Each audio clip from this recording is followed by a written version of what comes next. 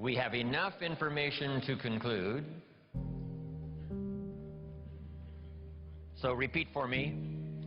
We have enough information to conclude. If you were composing this, I don't know what you would write after this. We have enough information to conclude that it's possible. Jot that down, that it's possible. So repeat for me, that it's possible. And the rest. To design and live an extraordinary life. Make that note, to design and live an extraordinary life.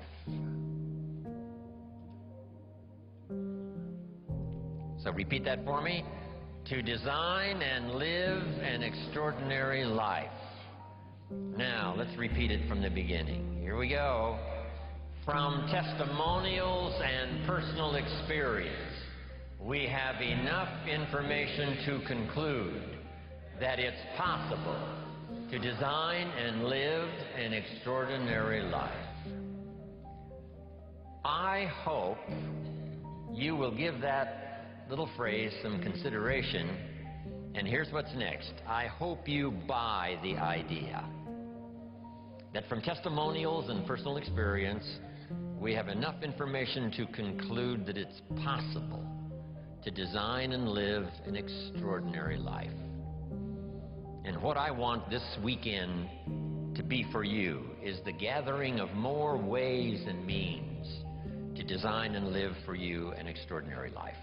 I don't know how far you want to go. Here's the first essence of life, and that is self-preservation. To produce enough to take care of yourself. The instructions given right to the couple that left the Garden of Eden. One was to multiply. It's a lonely place with only 2 people. But here were the next instructions, to be fruitful. How fruitful, how productive should one be? And here's number 1, to produce enough to survive.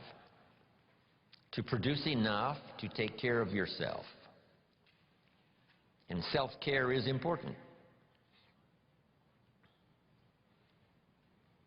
If you're flying on an airplane, the flight attendant says if for some reason we run out of oxygen, these oxygen masks will fall from the ceiling, and if you have children with you, quickly take care of them, then take care of yourself. No. No. No. They say what? Put your mask on first. Put your mask on first. See to your survival first. Then you'll be more capable of taking care of the survival of your children. Isn't that interesting? My father had an interesting saying. He said, son, right after me, you come first. I thought, wow, that's okay. I was in business with Bob Cummings, the old movie star.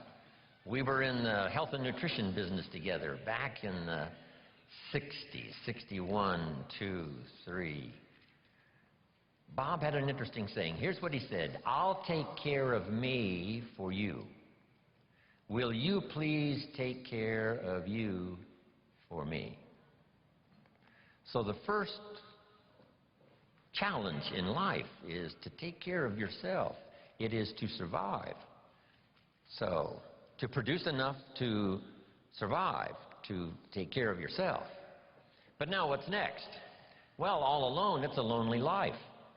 So let's say the man now chooses a partner. Now he must figure out how to produce enough for himself and his spouse, his wife, his partner.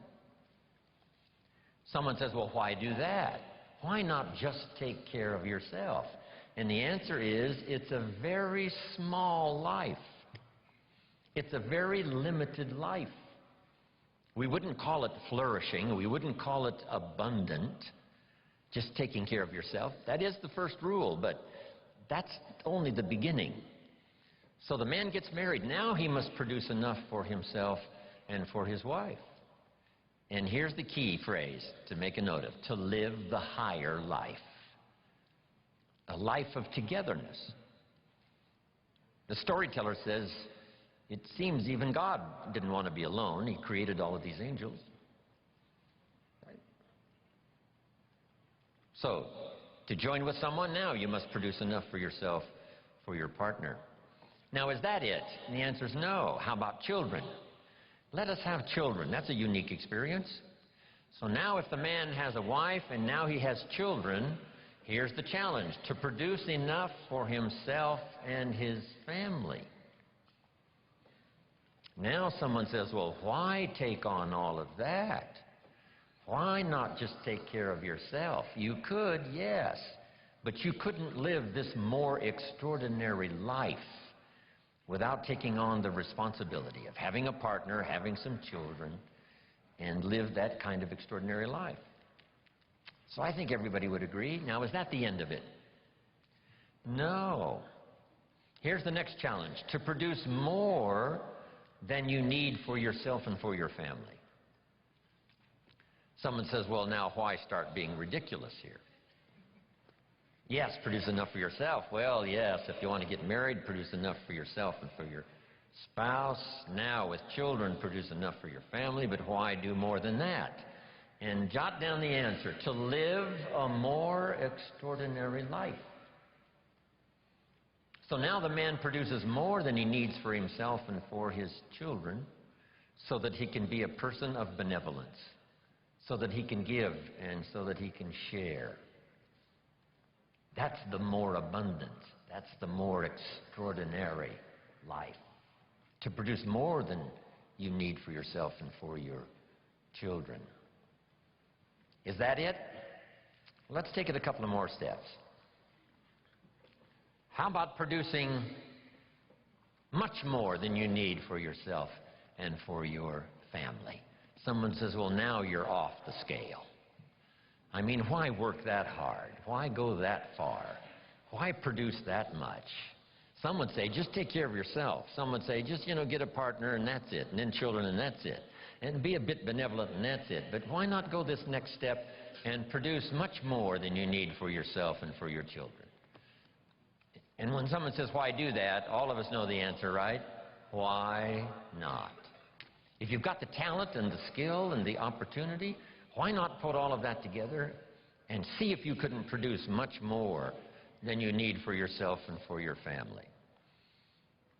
Let's say you earned $10 million this year, and you and your family only need $3 million. Which would probably cover most families, right? Some families are more expensive than others, as I discovered. But let's say $3 million would, cover a big, high percentage. So now if you and your family only needed $3 million for the year, now you have $7 million to give. And someone says what? Why do that? And the obvious answer is what? Why not? If you've got the talent and the skill and the time and the opportunity and the occasion and all this stuff comes together, why not? Let's go one more. How about producing far more than you need for yourself and for your family? And live the far more life. We've heard the story of Andrew Carnegie, right? Andrew Carnegie said this. He built the big steel industry back in the 20s here in America. Here was Andrew Carnegie's goal. I'm going to spend the first half of my life earning money. I'm going to spend the last half of my life giving it all away. Isn't that extraordinary? Wouldn't you call that an extraordinary life? And the answer is yes. He got so excited by that goal that the first half of his life he earned $400 million, which back then was a lot of money. I mean, now, right, it doesn't seem to be that much, but, maybe back then it would total $40 billion, like Bill Gates. So $40 billion he earned the first half of his life. Guess what he did with the last half of his life? He gave it all away.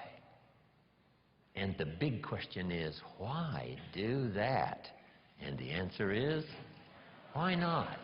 If you've got the opportunity to live, design and live an extraordinary life, why not do that?